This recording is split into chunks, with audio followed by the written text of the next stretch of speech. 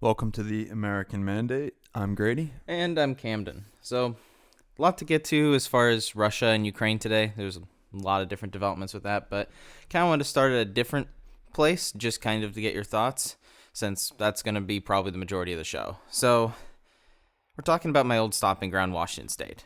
Before Trump gets rid of the department entirely, the U.S. Department of Education has opened an investigation into the Tumwater School District. This is coming to us from Oregon Public Broadcasting. The U.S. Department of Education has launched a Title IX investigation into Tumwater School District after a transgender girl from Shelton played in a high school girls' basketball game last month. The Seattle branch of the department's Office for Civil Rights opened the investigation Friday. This comes after the Foundation Against Intolerance and Racism, or FAIR, filed a complaint on behalf of a 15-year-old basketball player. The complaint alleges the district discriminated against the player when it deprived her of fair athletic opportunity by allowing a male player on an opposing basketball team to compete against the student's team. The male player, FAIR, referenced is a transgender girl and doesn't identify as male, and so on and so forth. This comes basically after President Trump's whole executive order on women.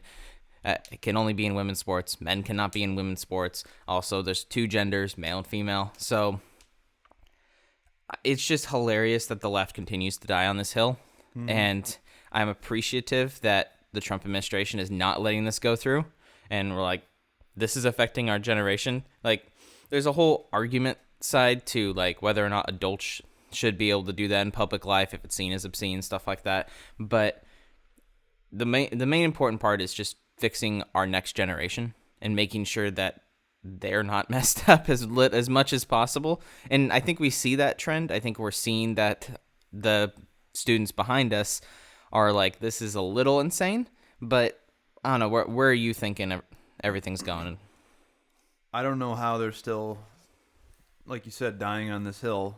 This is a losing issue. If they ever want to win anything ever again, they need to pivot. The fact that they're doubling down and they're showing loyalty to a base that makes up like next to nothing of the population is just crazy. It's like, I think most people with any common sense understand that women can't be women and men, or women can't be men and men can't be women. Mm-hmm. And that this is really taking away from women's rights, especially in sports. Now, I don't watch sports. I especially don't watch women's sports. It's just not for me. But women should have the right to compete in sports without having to worry about a biological male. You know what I mean? No, I agree. It's sad that's where we are culturally. Like, I've talked to multiple people who are male, who have transitioned to female. I've talked to them multiple times. And they consistently die on this hill of, I was born in the wrong body, I'm prosecuted against, and maybe they've actually had hard times in their life. I'm not disputing that maybe their parents were overly aggressive with them. Maybe they were abused. Like, there are real things there, but that doesn't justify the means. That doesn't justify the end. That doesn't mean that kids can responsibly make those decisions. I mean, that's the whole conversation that with Bill Maher and Pod Save America was having about, we allow there's a restrictions on alcohol. There are restrictions on tattooing. There are clear restrictions that we have decided in America and across the world of what you can and cannot do at certain ages. I don't understand why a 12-year-old can make the decision saying, oh yeah, I'm actually a boy, I'm not a girl. That will destroy your life for the rest of your life. I mean, you and I talk about often how at 18 years old, we don't think you're ready to marry. And that's a huge commitment for the rest of your life. Well, think about at 12 making something that's going to make you in the hospital for the rest of your life. It's like Bill Maher's point. It's like, the second the Democrats decide the parents come second in their children's lives in terms of decision making, is where you lose every person with any kind of sense. The Democrat Party is not the party of the people anymore, and they're pandering to an insane group of people. What's interesting is you might be able to misconstrue the left from being almost libertarian, because their whole argument is like, do what you want, do what's best for you. But the ticket to that is do what you want, what's best for you, as long as it doesn't hurt someone else doing what they want, especially what they want to do. And it's like this contrast, because it's like, I don't know. It's I get your point, but I don't agree. I don't think they're libertarian. I'm saying that like there's some of these arguments where it's like we want to give you the freedom to do what you want, but it has nothing to do with your freedom. It has everything to do with nothing to do with votes. your freedom. It has everything to do with the freedom of mentally ill people. Yes. And how that their freedom matters more than yours. And that's ridiculous. It's ridiculous that we've created a hierarchy, basically things that have happened in our past, instead of moving on, instead of being like, oh, wait, this was a part of our history. Say racism. Racism was throughout the 20th century, easily, and it's terrible, right? We had segregation, and it's like almost we've like gone completely around and being like, now there's like black-only dormitories. Now there's like the black-only corner and spaces. And that's kind of... Obama undid like 50 years of progress with his cultural war. 100%. And it'll never be the same. And that's kind of the issue, is that now we've come full circle in the sense that now there is an official hierarchy of what depending on what race, depending on what gender, but then even like women are just dropped off the bottom. If you are a man, defined as a woman. So now we've kind of come back to like men are more important, but as long as you identify as a woman and you present yourself in a certain way and you basically put on woman face, then you're like shot up to the top. And it's disgusting. That's just the definition of it. So anyway, did you see that there was an act going through the Senate that failed yesterday to keep men out of women's sports? It failed? Yeah, I didn't get the votes because 2 Republicans voted against. I don't know. I think they needed 60 to pass something like that. They only got 51, which means 2 Republicans voted against it, and every Democrat voted against it. So it passed the House, but it didn't pass the Senate. Well, and that's the whole point of the filibuster. It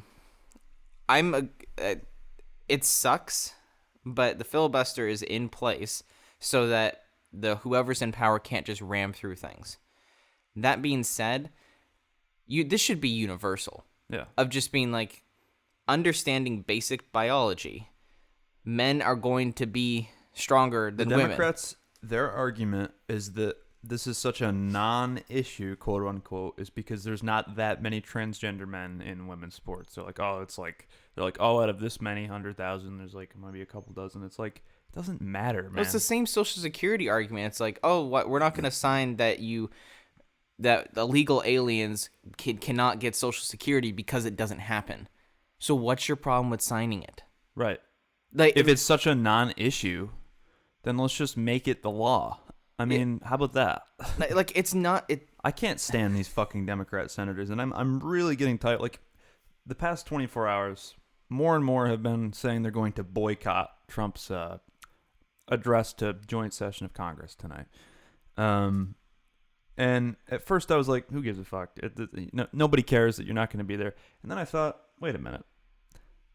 This is just unacceptable. You're an elected official holding public office. You are a public servant.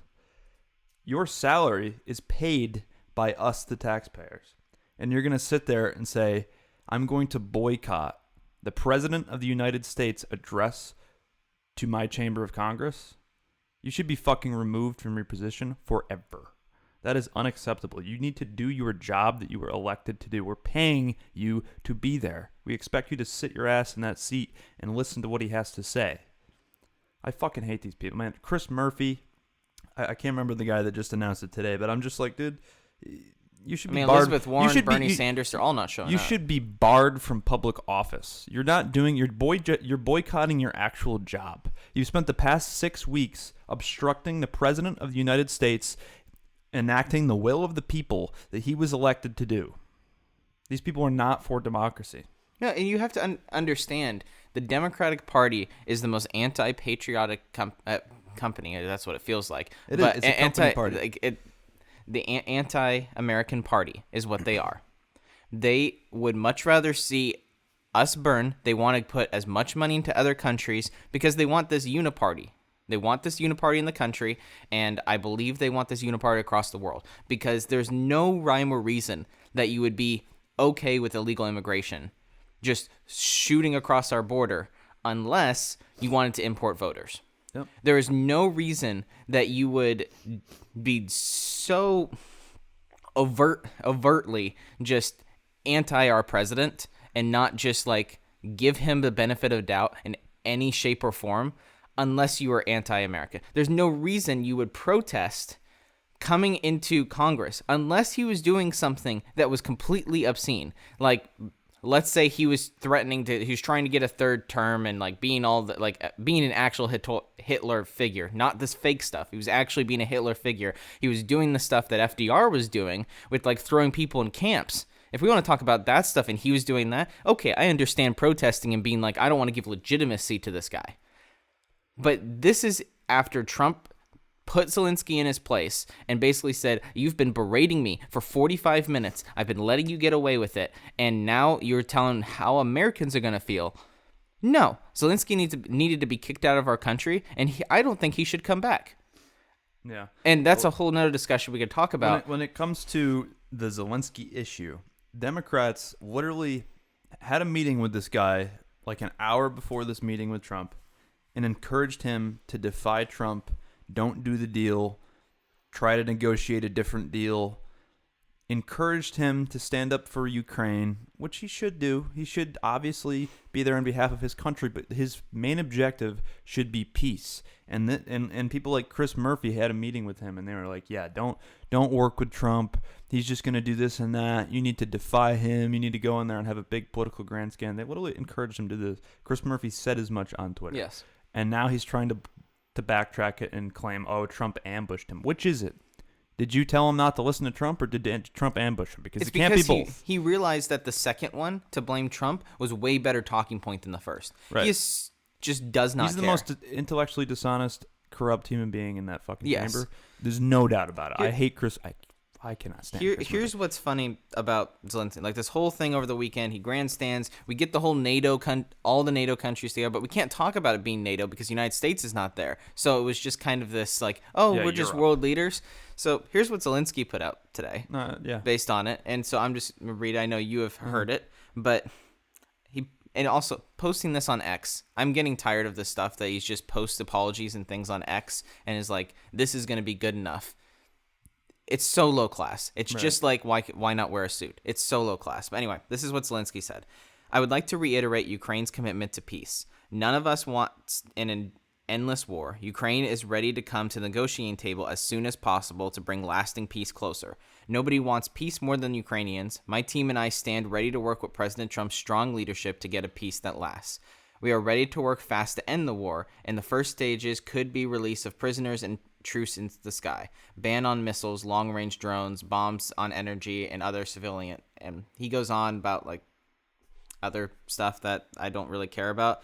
Point being, at the end, he says, regarding the agreement on minerals and security, Ukraine is ready to sign it at any time and in any convenient format. We see this agreement as a step forward, greater security and solid security guarantees, and I truly hope it will work efficiently. So he completely caved in every sense of the word. 100%. Like, completely. No, completely. He went to Europe. He did his political grandstand because the Democrats told him to stand up to Trump. It completely backfired. He was completely humiliated. And then he had to go to Europe to see what they could offer. They can't offer anything because they have nothing to offer. Mm-hmm. And after that, he's like, holy shit. No, Italy... if I don't actually work with Trump, Putin's going to take my country and he's going to kill me. I need to make this deal now. He realized he was getting, 60-year-old tanks and you can have the access stuff that we have. Yeah, you can have one of our fighter jets from Canada that we haven't used in 30 fucking years. Do you know why all the militaries aren't sophisticated in the world? Because they rely on us. States. They rely on the United States 100% of the time. Hey, we're done. We're not doing this anymore. They don't know what to do. I mean, Italy Prime Minister rejected sending troops to Ukraine. Yeah, officially came out with that. Her and Hungary and Poland seem like the only sensible European countries. They are. I wanted to get back to the Democrats real quick, though. Okay. Mainly because this video of them all, this coordinated propaganda about what shit? This ain't shit you just heard. That ain't true. You know, this video where like, what is it, like 22 of them now? Like Elizabeth Warren and Booker and Schumer and all of them. It's just so. I mean, are they retarded? Do they really think people are gonna see all 22 all these 22 videos in some big compilation and be like, yeah, they're standing up to Trump? What they're gonna see is, wow, they have nothing. They have absolutely nothing. Booker writes a really pathetic video. All 22 of these senators do a coordinated effort to try to stand up to Trump, and then it gets posted on X with all of them next to each other, and it's like, dude, you don't have the mainstream media anymore to cover you. It takes 2 seconds on Twitter to see this and go, oh, okay, this is all you have. This is like the most pathetic version of this party that I have ever fucking seen, and it is getting bad. I mean, they are seriously gaslighting to like they're just in a different realm. I can't even really comprehend. And the fact that they would completely screw over this deal and essentially cause what could be World War III and certainly many more lives to be lost just to stand up to Trump. They are the party of pro-war, and they can't argue that anymore. They're an evil group of people. Their truly. Whole thing is they're not the Democratic Party, they're the anti-Trump party. Yep. That's just it. And so when I see people like Rick Wilson, who's in charge of the Lincoln Project, or really any of these never Trump accounts, like they say Republicans against Trump, as I said before, you're just the Democratic Party, because all the Democratic and Republican parties are rocket ship to get your ideals across. And so what do you mean by you're Republican? Because you don't mean that you are pro-life. You don't mean that you're anti-war, because we're the anti-war party. So you're supporting the Democratic side. Yeah, people like Dan Crenshaw. If that's what you want, Dan Crenshaw should leave the party. Yeah. He is not, like, I'll take Fetterman. They should. Can we do like a hostage trade? Like, I don't want any of them. I like Fetterman. Okay, I don't like Fetterman. He's so dishonest. He's all over the place. He's trying to play both sides. He's trying to. He's in Pennsylvania. He's trying to pander. He's literally a Pennsylvania senator. He doesn't help where it counts. He's pathetic. I actually hate him more because he's actually very dishonest about where he stands. People like Chuck Schumer I love, because I'm like, yeah, Chuck Schumer is the antithesis of us. He stands for everything I am against, and he's honest about it. He's honest about how fucking pathetic he is. And I love Chuck Schumer. He's probably my favorite person there, because he's just like the villain of the Democrat Party. He's so clearly the villain. And I love him. People like John Fetterman, who seem like they're sensible and they might vote for like Pam Bondi where it doesn't count, as like, okay, oh, I like Fetterman, and then he'll vote against this bill to keep men out of women's sports. Like, yeah, but I don't like there's Fetterman. only certain things you can hold against him, because it's not like Dan Crenshaw like let it go through in the House of Representatives. Like, so you can't exactly take all their votes into account, because it's just when they needed it most by the head party. Dude, I don't like anybody there. I like agree. Thomas Massey and Rand Paul, and that is it. Yeah, fair enough. There's nobody in there I trust. And Mike Lee's pretty chill. He's all right. But that's kind of the point I'm John meaning. Kennedy's all right too.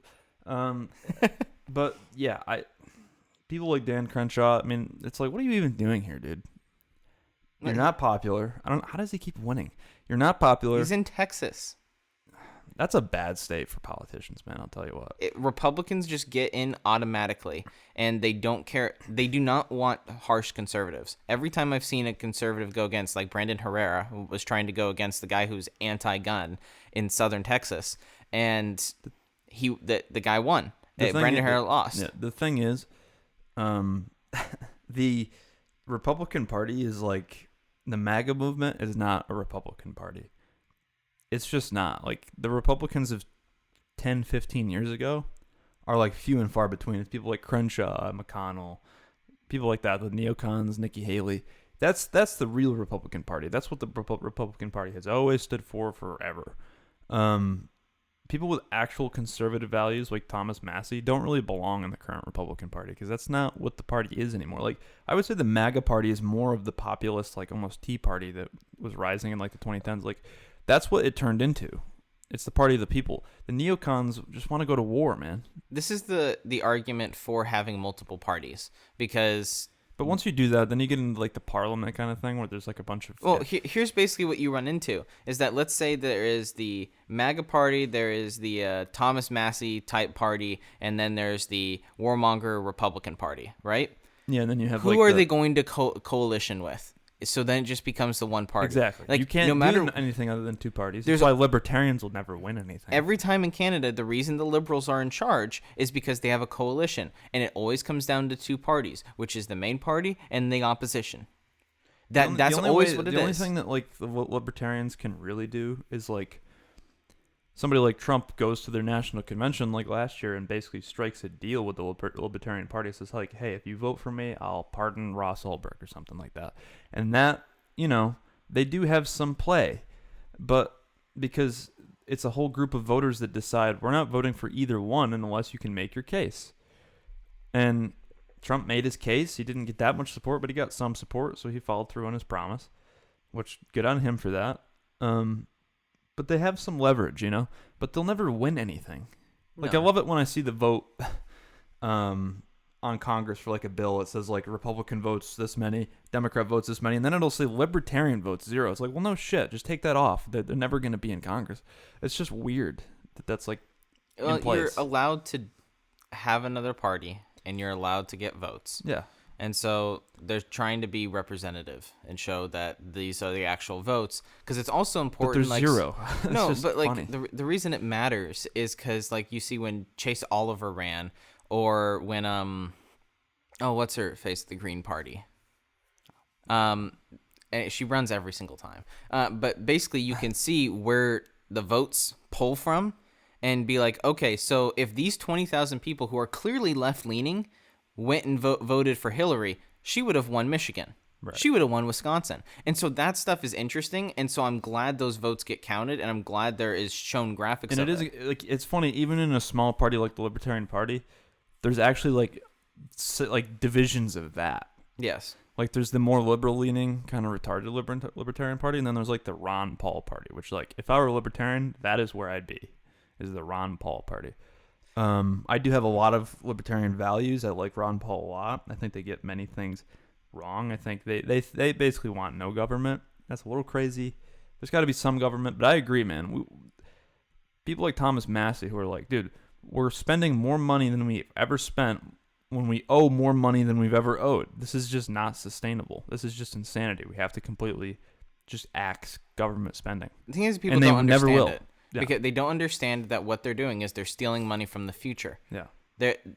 Our money that you and I have paid into taxes for the rest of our life has already been spent. Yeah. That's insanity. Yeah. And I'm not a libertarian. I will never classify myself in that group whatsoever. I think they get the majority of their values wrong. And I think that the whole no government thing, and like we'll have to have a discussion about that. Yeah, because I don't think there is a party on planet Earth that aligns with my values correctly. And I'm a Republican only like the whole Republican only in name kind of thing is kind of funny. I'm a Republican only in the sense that they're those closest to my values that I try to get things across. Have you really looked into Ron Paul at all?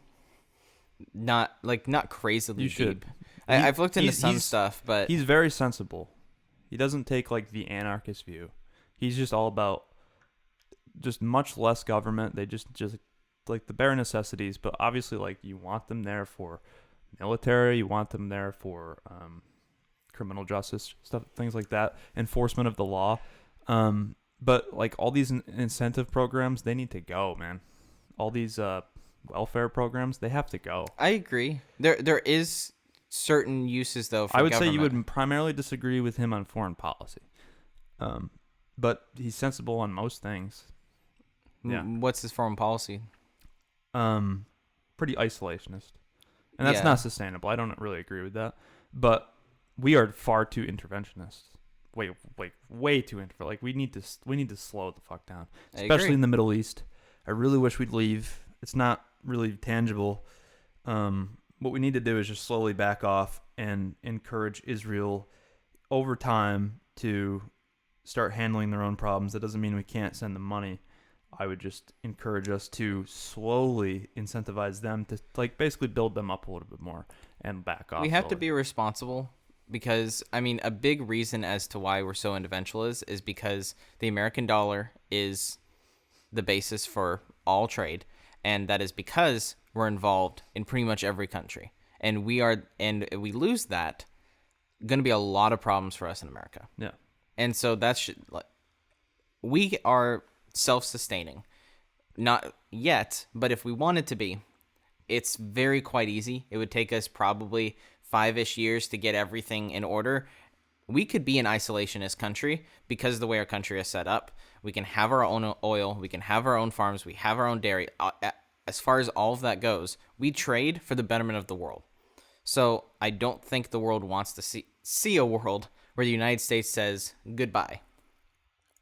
Yeah, I agree. I don't think there's any, like, you have to live in reality. Like, listen, in my perfect world, we wouldn't be doing any of this shit. We would be an isolationist country. That's what I want. But it is not in any tangible way a reasonable reality. Right. That's like fairy tale land. It's never going to happen. It shouldn't happen because of the way the world works. But, like, my own personal world would be like, the Constitution doesn't give me the right to decide how you should run your country. And the Constitution doesn't empower me to do any of this on the world stage. The Constitution is for personal liberties, and that is it. It should not give power to the government. It's like, oh, it wasn't written in the Constitution, so I can do it. It's like, no. It's the Hamiltonian. It's like, no. Argument. You are, you're going against the spirit of the Constitution. Right. It's against the spirit of the thing. That's my whole argument. Anyway, we'll talk about that another day. I do want to get into something. So, Trump is set to deliver his first address tonight. Right. And he's going to address Congress, whoever's there, for a second term. It's not really a State of the Union because he hasn't been in there a year, but it's essentially a State of the Union.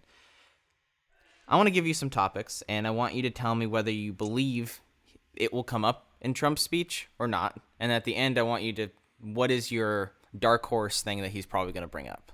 And see if it's something I didn't mention. I have no idea. I'm just curious. Number one, do you think he'll mention Doge, government saving money, or Elon Musk in some form? I would be dumbfounded if he didn't. What about DEI and women's sports? Specifically, do you think he'll call out Maine? Oh, yeah. Definitely. Tariffs. Specifically about Canada and their whole I think he's going to address pretty much everything he's done. At least done right. He probably won't address the Epstein files, but he'll probably address pretty much everything else he's done. You think he'll mention Israel and Palestine? Yeah, I think he'll probably address the situation. I don't think he'll talk about his plan too much because that wasn't very popular. But this is Trump we're talking about. He's going to get into a ramble and he'll probably talk about it. What I think is going to happen is it's going to be, he just wants to show off in front of Congress. Yeah. He just wants to say, this is my first month. I did amazing. Look at me. That's what he's going to do. So I guess he'll probably say something in the lines of "Make America Great Again" or "Keeping America Great" or "American Dream" of some sort like that. Probably. Yeah. I wonder if he will go after Hillary Clinton, Barack Obama, or Joe Biden in the speech. Probably Joe Biden. I mean, he's gonna shit on Joe Biden the whole time. Yeah. I just wonder if he will branch out because those people seem to be kind of closing in and trying to attack and make legitimacy to the Democratic Party. I hope honestly, what I really hope he does, I know most of the Democrats won't be there, but I hope he just shits on them in front of them. If any of them are there, I hope he's just like, you people are the most dishonest, gaslighting motherfuckers. You deserve everything that's happening to you right now. I don't think so. I don't want Dark Brandon speech. When Joe go ahead. When Joe Biden did that speech, the immediate reaction was, this actually looks dictatorship. And I know we'd all like for Trump to just dogpile on all these Democrats because they deserve it. But I want Trump to not be seen as a dictator by the world. I don't want him seen like that for the American people. I want them to understand this is what Joe Biden, because people have short memories in politics. I want them to view Joe Biden as a failure to the country. I want them to understand Obama slow-rolled our recession. And so Bush, threw some stuff in, and Bush ruined our country toward the second half of his terms. Obama, it's reported that slow-rolled all that through. And then Trump presided over the best time in our government. Some of that had to do with Obama. A lot had to do with Trump's decisions. And Biden then screwed it up and was the actual dictator. That's what I care about. Because as soon as Trump starts talking about it or starts making jokes about like saying a third term, no, they want talking to me about a third term. They start doing that stuff. It is going to go bad for our party. Vance will not get in. And I disagree, but let me amend my statement. I don't think he should go in there and call them names and all this other stuff. I think he should take the high road, but I do think he should address the dishonesty and be like, listen, the country's on the uptick. We're trying to come together, and your party is obstructing everything I do at every turn. Are you for democracy or not? We need to come together. That's what I want him to do, is be like, you people are being so dishonest. You're gaslighting the American people. They don't deserve this. Like, you guys need to either get your shit together or just sit down. Like, this is really embarrassing as a party. Like, our country needs to heal, and you're doing everything in your power to stop it from healing. That's what he should say. Yes. This is the thing I want to end on. I do not think Republicans are taking Democrats seriously in any regard, and it is a problem. Yeah. Because we joke about how they're fools. We joke about, oh, Gavin Newsom starting a podcast, and he's combating, like right now he's combating doing a Charlie Kirk thing. It might take a while. I don't think it's going to take that long. The Democratic Party was able to prop up Obama very quickly because we had a warmongering party under Bush. And Obama coming in with traditional values and being all charisma was able to take the mantle. Donald Trump was a little bit erratic and did a terrible COVID policy, so they brought in company man Joe Biden, and the country loved him. No. So if Trump starts doing these things where the tariffs are high and he's not explaining, like, oh, Canada has all these tariffs on our dairy, all these tariffs on everything we bring in there, so I'm just giving them tariffs back. Trudeau owns that narrative right now, and she's saying, well, I'm going to give 25% tariffs back. Trump needs to get in front of this and justify his actions. Because right now, but the thing is, the left is just seen as the opposition party. And that is all they're being. And it's not that they're defending transgenderism or they're defending all this other stuff. They are being seen as, I want to support our friends across the way. And Donald Trump is not, through Rubio and through Vance, because I don't think he should, because he's the world leader and he should be doing other things and saying the right things. But through those people, he needs to be clear, this is what we're doing. And it's going to take time. Let it work itself out. Because if he doesn't do that, the Democrats are going to swoop in. They're going to take every governorship that's open in 2026. They're going to take all these House seats.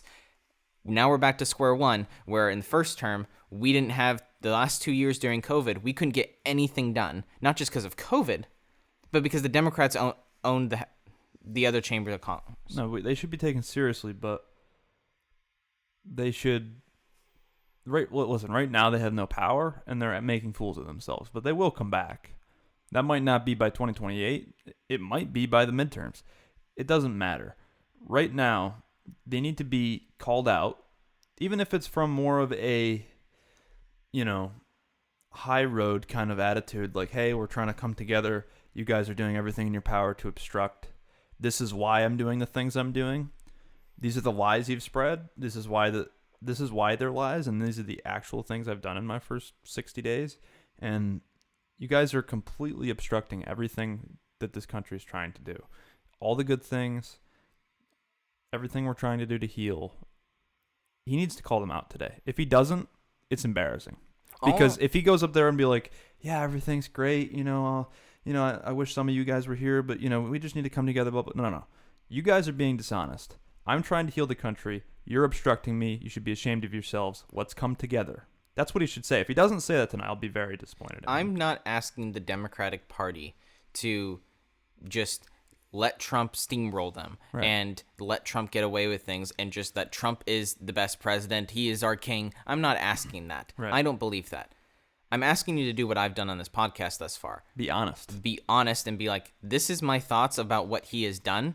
I disagree with it. I think that tariffs against every single country is a bad idea. Tariffs against some to just slowly... They have actual ammunition. There is pure ammunition. If you don't like what's going on in Israel-Palestine, you and I will get into that eventually, but there is clear nuance there, and like understanding the history of that situation. You can critique Trump on that. You can critique Mike Huckabee being put in to be that ambassador. There's plenty of things they have ammunition. They choose to die on hills like men and women's sports.